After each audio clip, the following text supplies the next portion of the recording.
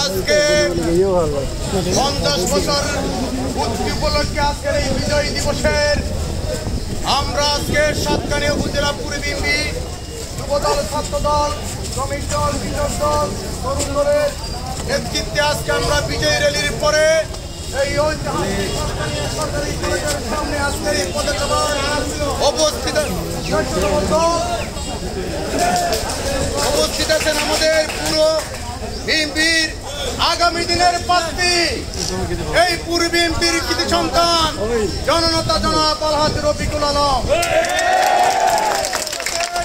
সাবেক ছাত্রনেতা লুকমান হানিফ, অসংখ্য নেতৃবৃন্দ, বক্তৃতার প্রান্তে আমার সালাম গ্রহণ করো। সময় সংক্ষিপ্ত, বক্তব্য দেব না। আজকে আমার জিয়া পরিবারের সূর্য সৈনিক ভাইরা অত্যন্ত পরিশ্রম করে আজকে এই বিজয় র্যালিকে সফল এবং সার্থক করেছে।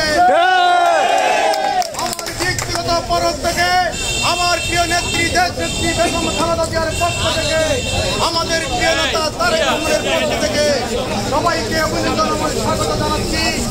আগামী দিনেও আপনাদের সবাইকে ঐক্যবদ্ধ থেকে আমাদের প্রিয় নেতাকে বাংলাদেশে এনে আমার প্রিয় নেত্রীকে